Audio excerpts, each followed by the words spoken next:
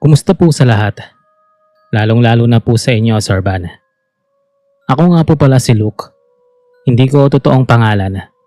Baka po kasi may nakikinig sa inyo sa mga kakilala ko. 32 taong gulang na ako at bagong listener niyo po. Nawili po ako sa pakikinig habang nasa trabaho. Kaya naisip ko pong magpadala ng kwento sa inyo. Nangyari ang karanasan kong ito nung kakagraduate ko lang sa college. May long time girlfriend ako noon. Natawagin na lang nating Zesa. Maganda, sexy, matangkad at maputi. Kaya talaga namang masasabing paldo ako sa kanya. Ako naman po, magandang lalaki rin naman po ako. Nag-decide kami noon na mag-live-in na para naman lagi kaming magkasama. Kahit wala pa siyang balak magkaroon ng anak. Nire-respeto ko naman kasi ganun ko siya kamahal. Madali naman akong nakahanap ng trabaho. Kaya nako-cover ko yung expenses namin. Siya naman nasa bahay lang. Hindi naman siya demanding pagdating sa mga luho. Kaya namamanage namin yung mga expenses namin. Yun nga lang, may kakaiba sa kanya, Sir Van. Yun bang sa tuwing may nangyayari sa amin, lagi niyang ini-involve yung ibang babae na gusto niya may iba akong katalik. Dahil nasanay ako sa ganon, pinatulan ko rin na siya palang magdadala sa akin ng kapahamakan. Nakahanap po ako ng babae sa isang bar. Maganda rin.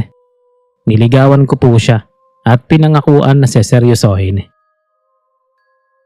Nang magkaroon kami ng relasyon, sinabi ng asawa ko na dalhin siya sa tinutuluyan namin na nilagyan niya ng mga hidden cam para mapanood niya ang ginagawa namin.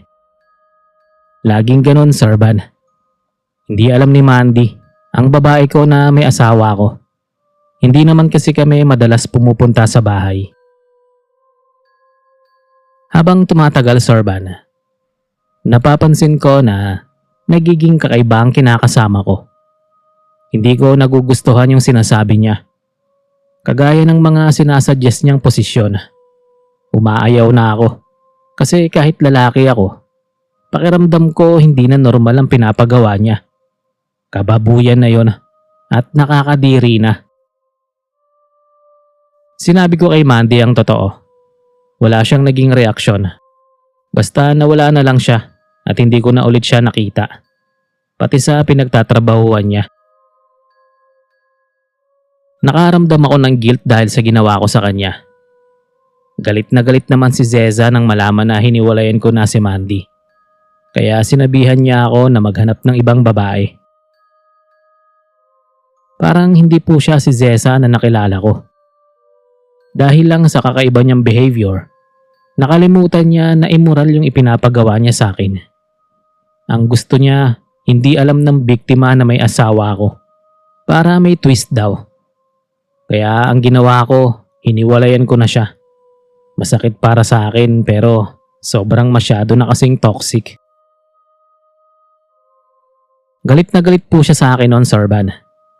Nagwala talaga siya habang pinagtatapon ng mga gamit ko. Nakakahiya sa mga kapitbahay. Masakit para sa akin na maghiwalay kami kasi minahal ko yung dating siya, yung hindi toxic. Akala ko doon na matatapos ang katoksikan niya. Pero nagkamali ako. Lumipat na ako ng bahay at nagpatuloy sa trabaho ko. Muli po akong pinuntahan ng ex ko at nag-iskandalo. Kung ano-ano ang pinaratang niya sa akin. Na kesyo nang bababae daw ako.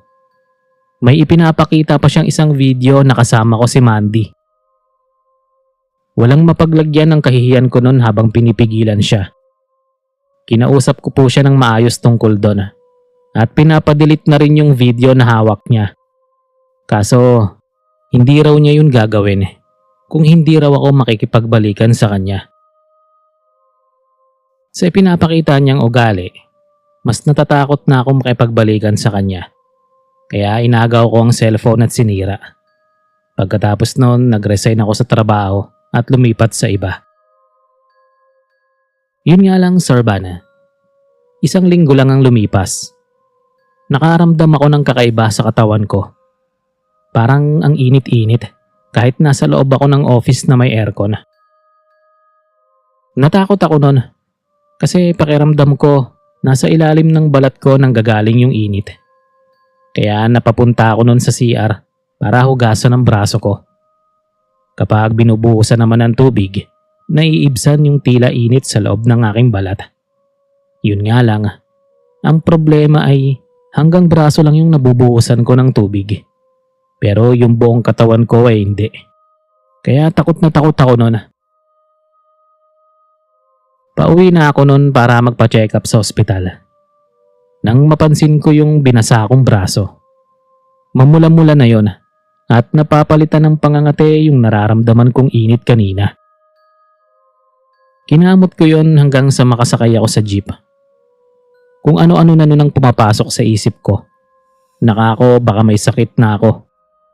Hindi ko mapigilang kumamot ng kumamot. Nang nasa ospital na ako at sinusuri ng doktor yung lagay ng balat ko, napapailing na lang siya. Naisip ko na baka may malala na akong sakit. Pero ang sabi lang niya ay cause ng inflammation skin ko ay allergy. Kaya niresetahan niya ako ng gamot. Napakamot ako nun ng ulo kasi alam ko sa sarili na wala akong allergy. Magkagayon pa man, binili ko pa rin yung mga nireseta niya sa akin. Pagdating ko sa bahay, agad kong ininom yung gamot. Pagkatapos naligo ako. Baka mawala yung tila pagkakasunog ng balat ko at pangangate ng aking braso. Sir Van, grabe yung sarap na naramdaman ko nang mabasa ang buong katawan ko. Kaso mahapdi sa parte ng braso ko dahil sa sugat mula sa pagkamot ko. Pinahiran ko rin ng cream na isa sa nireseta sa akin ng doktor. Matapos kong mapatuyo ng malinis na tuwalya ang buong katawan ko. Pero imbis na umimpis yung sakit na nararamdaman ko, mas lalong nangate at uminit ang balat ko. Kung saan-saan ako nagkakamot, hanggang sa magkanda sugat-sugat ang buong katawan ko. Humingi na ako noon ng tulong sa kapitbahay na si Aling Marta. Mabuti na lang at dinala nila ako sa isang manggagamot. Sir Van, doon ko nalaman na kinukulam na pala ako. May tao raw na may matinding galit sa akin. Akala ko noon ay si Mandy ang may gawa noon. Kasi nga ang banta sa akin ng ex ko ay ikakalat niya ang video namin ni Mandy. Wala sa isip ko na siya pala ang magpapakulam sa akin. Nalaman ko lang na si Zesa ang may gawa noon nang sabihin ng albularyo na may mga naiwan pa akong gamit sa babaeng nagpakulam sa akin. Sobrang sama ng loob ko noon kasi kahit papaano may pinagsamahan kami. Pero desidido pala talaga niya akong tapusin. Lalo na at palipad hangin ang ibinato niyang kulam sa akin. Mabuti na lang isang magaling na albularyo ang pinagdalan sa akin ni Aling Marta. Kaya naagapan niya agad na mapawalang bisa ang kulam. Lalo pa at nasabi ko sa kanya ang kompletong pangalan ng ex ko. Nang sabihin ng albularyo kung gusto ko raw bang ibalik yun sa kanya, naisip ko na tama lang na ibalik sa kanya. Nang sa ganun magising siya sa pagiging toxic niya. Baka kapag hindi ko siya sinampulan, magawa niya yun sa iba. Simula nun, Sir Van, unti-unti nang nakabawi ang katawan ko. Maging sa buhay ko. Nagpa-therapy na rin ako para makalaya sa traumang idinulot niya sa akin. Pero sa kabila ng mga nangyari, nagpapasalamat pa rin ako. Kasi napalitan ng blessing yung pinagdadaanan ko. Hindi ko na muling nakita si Zesa. Pero nabalitaan ko na umuwi raw ito sa probinsya dahil may dinaramdam daw itong sakit. At si Mandy, muling nag-cross ang landas namin sa simbahan. Parang naging teleserye yung buhay ko. Lalo na ang malaman ko na buntis siya at ako ang ama. Hinayaan niya naman ako na ipa-DNA test ang bata. Kaya napatunayan ko nga na anak ko yun. Sa ngayon, kami na ang nagsasama at masasabi kong nasa tamang babae na ako at hindi sa toxic na bruhang ex ko na inakala kong kilalang kilala ko na.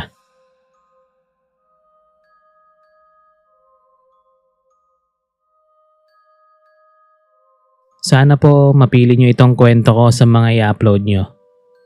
Dati na po akong listener nyo. Ngayon lang ako naglakas loob na i-share itong kwento ko sa inyo na may kinalaman po sa kulam.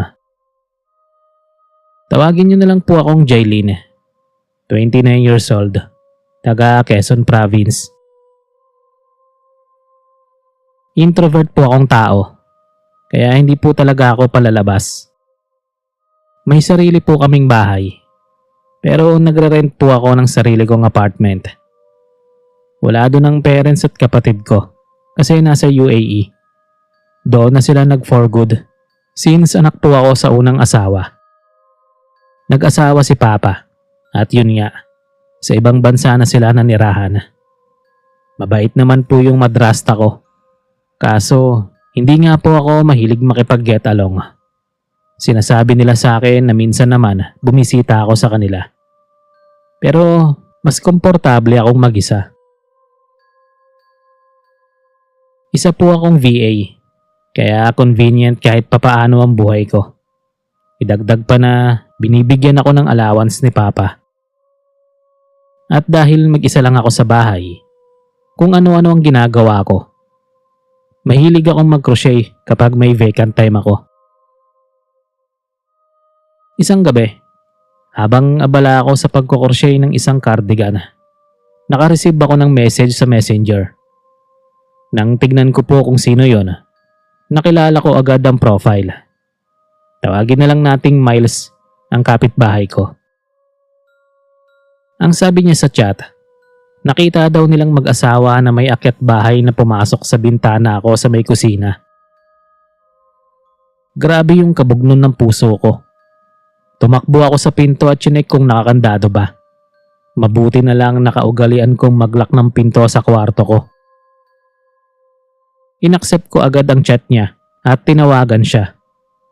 Tumawag na raw sila ng tanod at pulis. Narinig ko na noon na may kumakalansing sa kusina. Kaya sumiksik na talaga ako sa aparador ko. Hindi ko kasi alam ang gagawin ko. Iniisip ko noon na paano kung masira nila ang lock ng pinto at makapasok sila. Mapapatay ba nila ako? Katapusan ko na ba? Nakakapraning sa totoo lang. Mabuti na lang dumating yung mga tanod at itinuro ng mag-asawa ang bahay namin. Narinig ko rin ang mobile ng pulis, kaya medyo bumababa ang kaba ko. Naka-on call pa rin sa akin si Miles at sinabi ko sa kanila na pasukin na ang bahay ko. Nahuli naman po ang mga intruder. May dala pa silang patalim, kaya sobrang takot ko noon. Kung hindi pala sila nakita ng mag-asawa, baka hindi na ako inabutan ng bukas. Simula nun, Sir Van, medyo nagiging close na ako sa mag-asawa. Minsan binibisita nila ako sa bahay. Sinabi ko sa kanila na utang na loob ko sa kanila ang buhay ko, na siyang dapat hindi ko pala sinabi. Unti-unting lumabas ang kulay na mag-asawa. Dahil alam nilang may trabaho ako at wala pang pamilya, lagi na silang umuutang sa akin. Tapos hindi na po nila binabayaran. Noong una okay lang naman po. Kasi maliit pa ang inuutang nila. Start from 3K hanggang tumataas na. Feeling ko naaabuso na ako. Which is actually yun naman talaga ang nangyayari. Nang hihindi ako, doon na lumabas ang pagiging toxic nila. Na kesyo kung wala raw sila, baka patay na raw ako. Nagulat ako nun sa panunumbat ni Miles. Lalo na at hindi ko nakita sa mukha niya yung nagpaparemind lang. Pagalit na sumbat talaga ang ginawa niya. Harap-harapan pang ginatungan ng mister niyang si Bob. Kaya naman no choice ako as an introvert kung hindi ibigay ang gusto nila. Dahil doon unti-unti akong dumistansya sa kanila. Pero iba yung level ng kakapalan ng mukha nila. Kasi inuulan nila ako ng message. Hindi ko magawang magsumbong nun kasi iniisip ko rin yung ginawa nila sa akin. Isa pa, nahihiya akong i-open up yung problema ko sa pamilya ko. Kaya ang ginawa ko, ibinigay ko ang gusto nila for the last time. Pagkatapos noon, umuwi ako sa Ilocos, Urban. Sa lola ko mismo kay mama. After a couple of days, nag-message sa akin si Bob. Humihingi na naman ng pera. Pero hindi ko sinisin. Tumawag siya sa akin kaya binlock ko na. Nabasa ko pa pahabol niyang message na kailangan daw niya ng pera para sa asawa niya. Na ospital si Miles at lumaki ang tiyan niya. Nang umuwi ako sa apartment ko, dumating si Bob at dinuro-duro pa ako. Nagagalit siya dahil sa pag-iwas ko sa kanila. Grabe yung katoksikan niya that time. Mabilis akong pumasok sa bahay noon at nilakang pinto. Takot na takot ako noon habang nasa loob ng bahay. Tumawag ako kay Lola at sinabi sa kanya ang mga nangyari. Ilang araw pa lang ang lumipas, namatay si Miles. Habang si Bob nasa ospital, kagaya ng asawa niya, lumaki rin ang tiyan nito.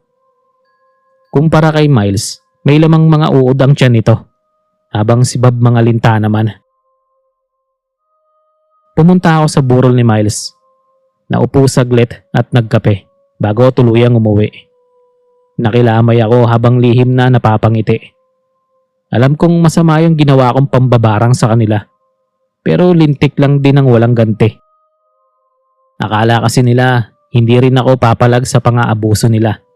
Dahil bukod sa wala akong pamilya, wala rin akong kaibigan. Hanggang dito na lang po. Maraming salamat.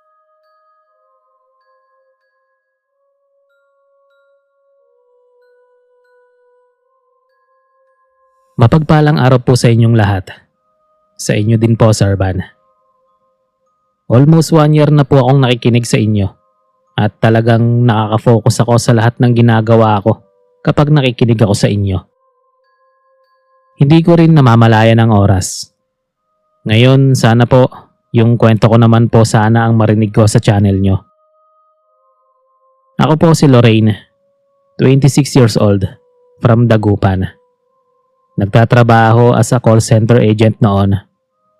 Hindi ko na lang po babanggitin kung anong company at saan para sa kanya-kanya naming privacy. Total matagal na rin po akong wala doon. Kaya naman naglakas loob na akong ikwento rito. Nakakakilabot po kasi ang naranasan ko sa company na yon. February 28, nang mag-start ako magtrabaho doon.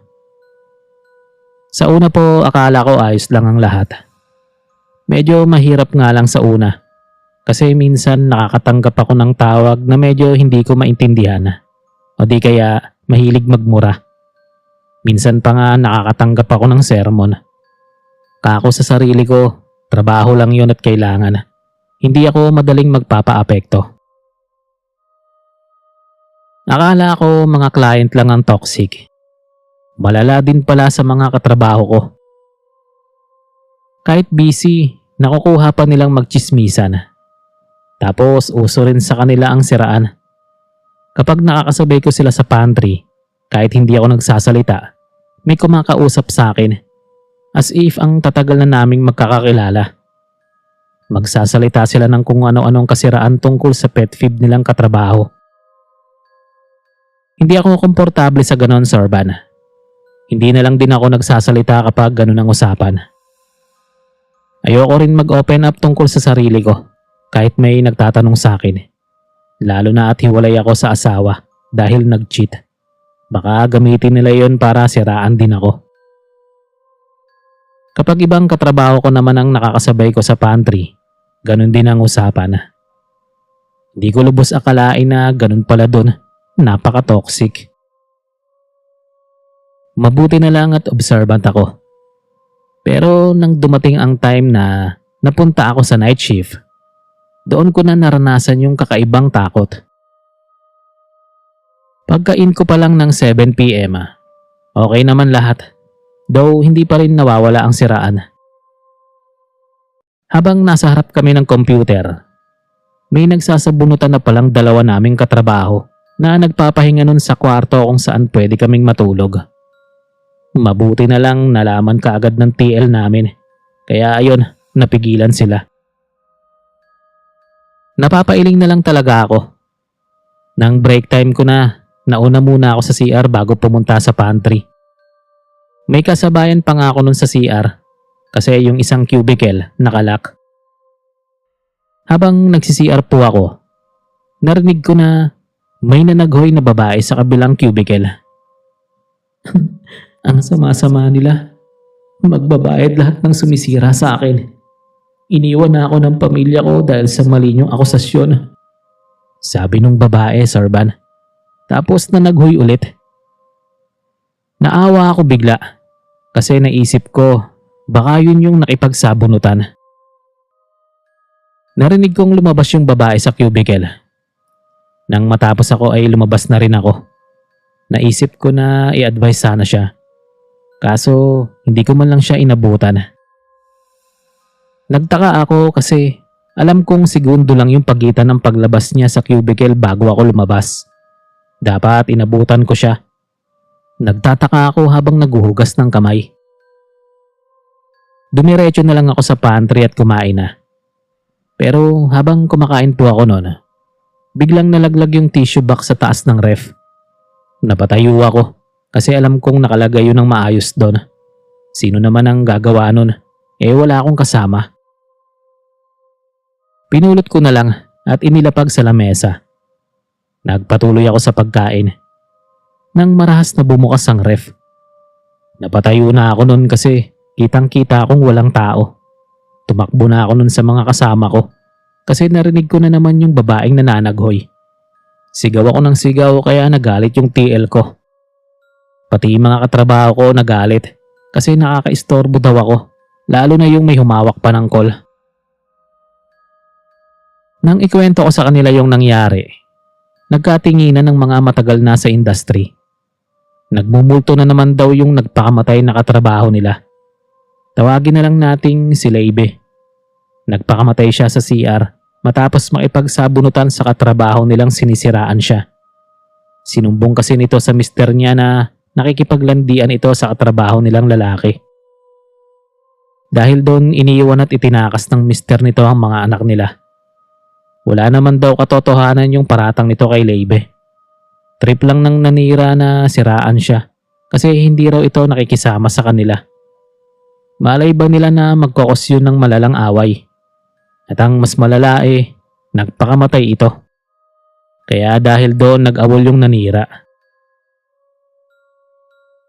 Minsan daw nagpaparamdam talaga si Leibe. Hindi naman daw ganun kalala kagaya ng pagpaparamdam niya sa akin. Nang dahil doon, Sir Bana, nag-resign na po ako. Bukod po kasi sa natatakot ako sa multo, naisip ko na hindi healthy environment ang industry na yon. Sobra po palang toxic at para bang wala sa kanila yung nag-suicide kasi hindi man lang nila tinigil. Lalo na yung mga senior na. Sumasabay pa sa kanila si TL. Naisip ko noon na kaya siguro siya sa akin nagparamdam ay dahil binabalaan niya ako na baka sa susunod ako naman ang siraan nila kasi hindi ako nakikisama sa kanila. Ipinagdasal ko po si Leibe. Sayang, pamilya na kasi niya ang pinuntirya ng mga taong walang magawa sa buhay. Aanhin mo ang malaking sweldo kung may anay na unti-unting sisira sa pundasyon ng buhay mo. Hanggang dito na lang po. Abangan ko po ito sa channel nyo. Maraming salamat po, Sir Van.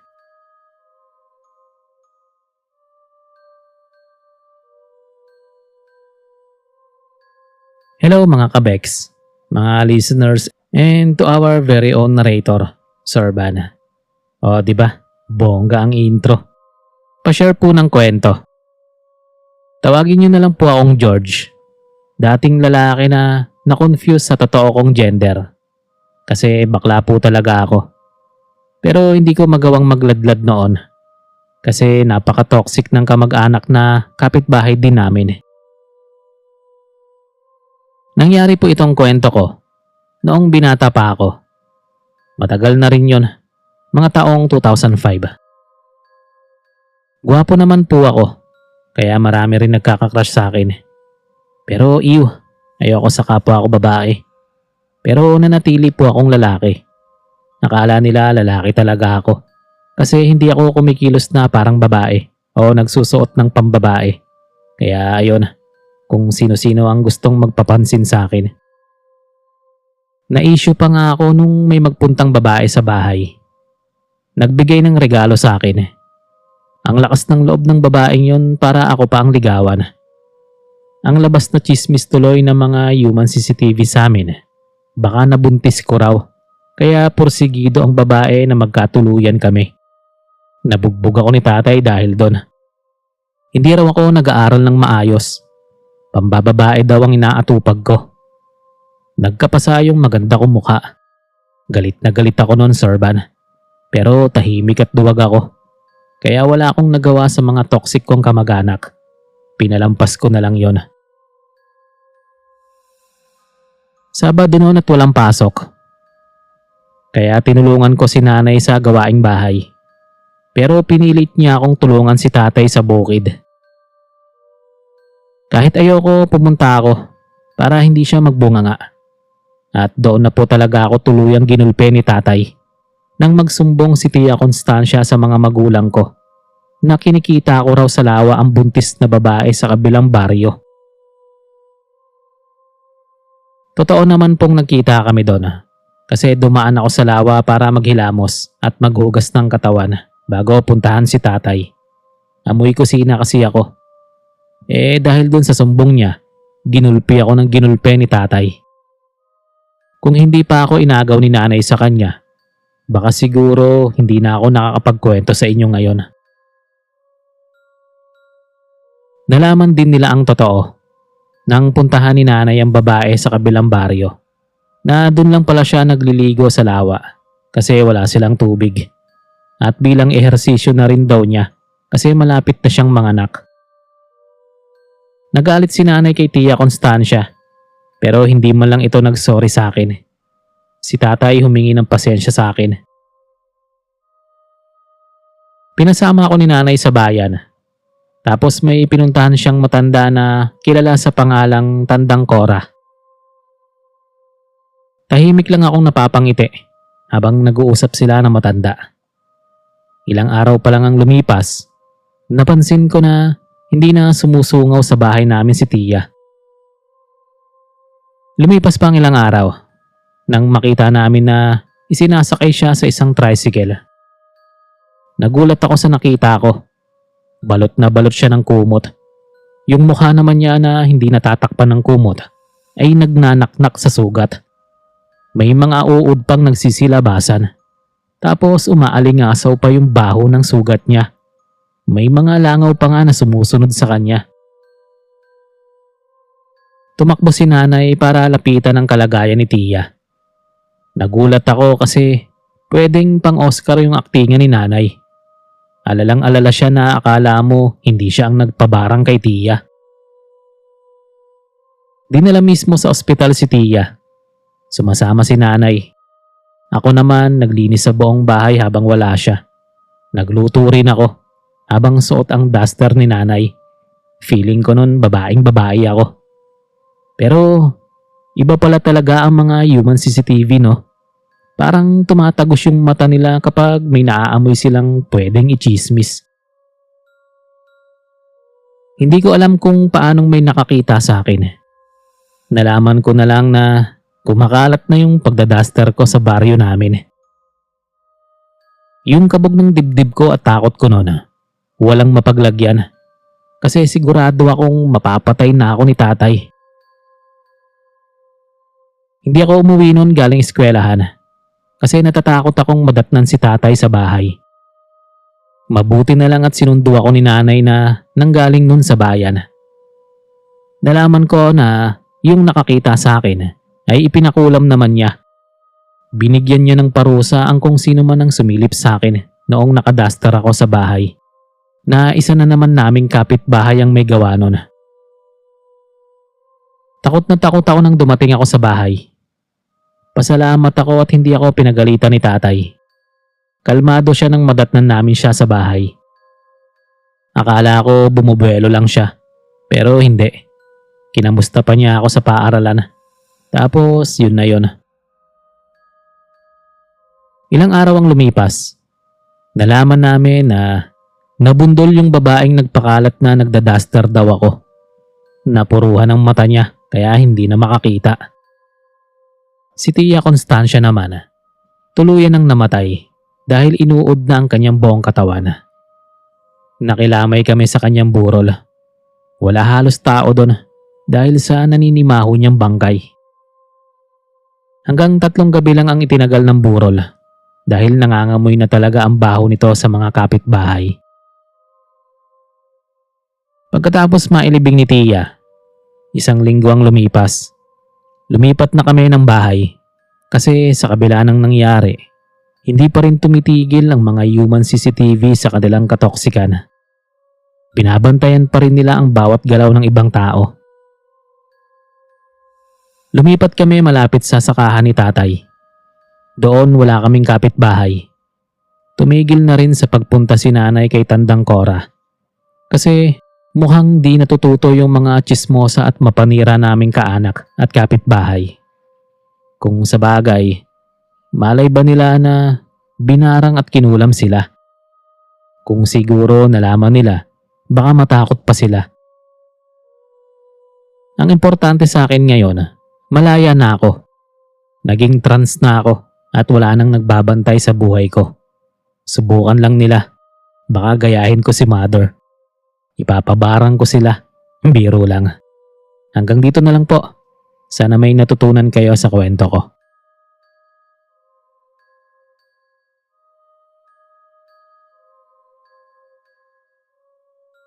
Kumusta po, Sir Van? Sa inyo rin mga kamalikmata. Ako nga po pala si Elsie. Hindi ko po tunay na pangalan. 24 anyos. Gusto ko lang pong ibahagi sa inyo ang isa kong karanasan na hinding-hindi ko makakalimutan. Nangyari po itong kwento ko nung 16 pa lang po ako. Maaga po akong lumandi noon at nakipagtanan sa mas matanda sa akin, kay Kelvin, na isang 28 anyos. Kachat ko po siya sa FB at talaga namang napaibig niya ako. Kilig na kilig pa ako noon sa mga banat niya. Dahil po doon, nakumbinsi po niya akong makipagtanan. Kung ano-anong matatamis na salita at pangako niya sa akin. Kaso, kabaligtaran po lahat ng pangako niya sa akin nang magsama na kami. Na kesyo, may sarili siyang trabaho. Kayang-kaya niyang ibigay lahat ng gusto ko. Gagawa raw kami ng pamilya at sisiguraduhin niyang maipapatamasa niya sa amin ang kaginhawaan. Iyon pala, Sir Van. Ititira niya lang ako sa bahay ng mga magulang niya. Kasama pa ang iba pa niyang mga kapatid na may mga asawa na rin. May maliliit pa siyang mga kapatid. At ang nakakaloka pa ron, kasama namin sa bahay ang mga tiyahin niyang 2 na pulos mga may edad na pero walang mga asawa. Malayo po ang lugar nila sa amin kasi nasa ibang probinsya na sila. Nung una, aatras na sana ako. Kaso nabilog niya ang ulo ko. Aniya, wag daw akong mag-alala kasi bubukod daw kami kapag may nahanap na siyang marerentahan namin. Palagi siyang wala sa bahay para maghanap daw ng trabaho. Asang-asa naman ako na ganun nga ang ginagawa niya. Kapag naiiwan niya ako sa magulo nilang pamilya, unti-unti kong napapansin ang katoksikan ng buong pamilya. Hindi naman po nila ako inaano. Hindi sila nagmamaldita o naguutos. Pero hindi rin sila nagtatawag kapag may pagkain. Kung hindi ka makikipag-agawan, nganga ka.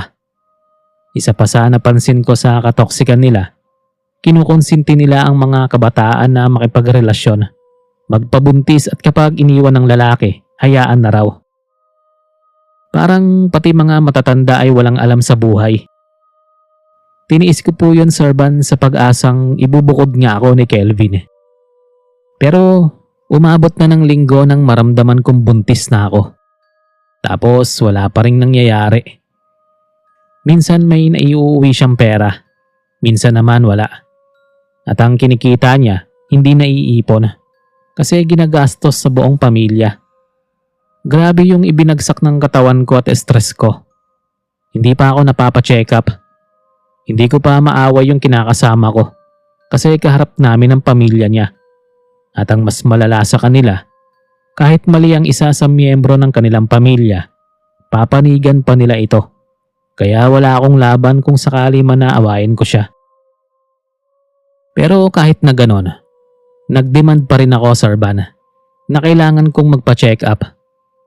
Pero ang sinuggest nila sa akin, ipa-abort yun. Ayoko po sana, Sir Van, kasi anak ko po yun.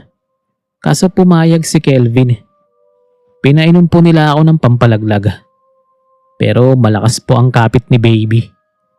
Umabot po ng 4 na buwan at lumalaki pa rin po ang anak ko.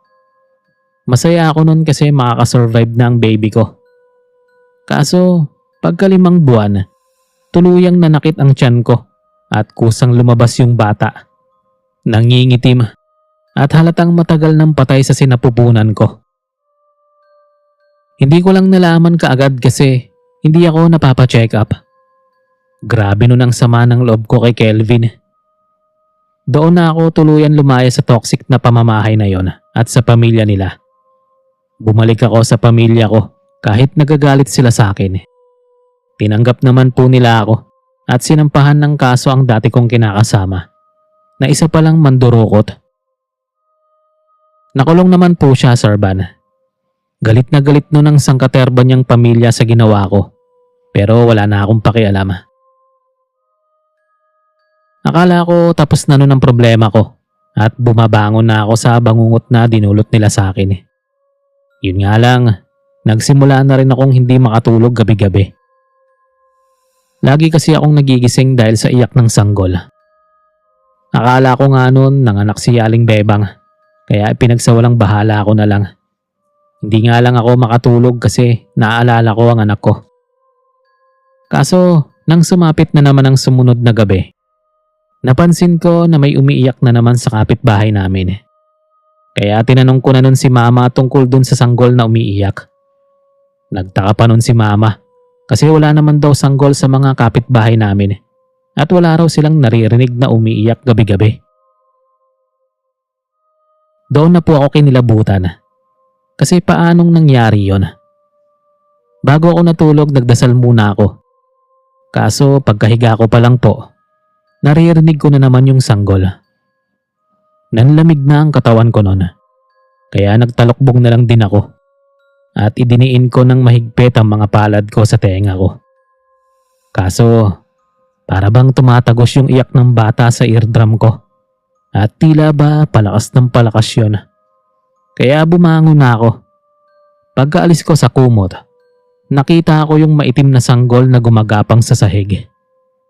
Napatili na talaga ako nun sa sobrang gulat at takot. Umiiyak ang sanggol pagapang sa kinaroroonan ko. Bago pa man siya makalapit, nabuksan na ang pinto at pumasok nun sina Mama. Yung sanggol gumapang sa ilalim ng kama.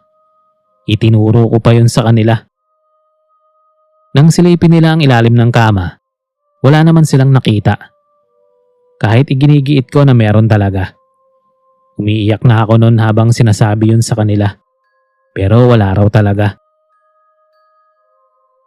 Alam kong yun ang anak ko. Naisip ko na sinisisi niya ako kung bakit hindi siya nabuhay sa mundo. Nasaktan po talaga ako noon, Sir Van. Kaya naman kinabukasan, dinala nila ako sa albularyo.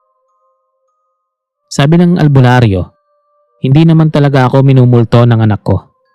Kundi kinukulam daw ako para mabaliw. Galit na galit daw sa akin ang gumawa nun. Sa sinabi niyo ng albularyo, alam kong ang pamilya ni Kelvin ang may gawa nun. Ang kakapal talaga ng mukha nila. Pagkatapos nilang gawin yun sa akin, magagawa pa nilang ipakulam ako. Kaya wala po akong pagdadalawang isip na ibinalik sa kanila ang kulam na idinulot nila sa akin. Isang linggo ang lumipas. Nalaman ko sa kapitbahay namin Doon kina Kelvin na naging katext ko na nagkakagulo ang pamilya.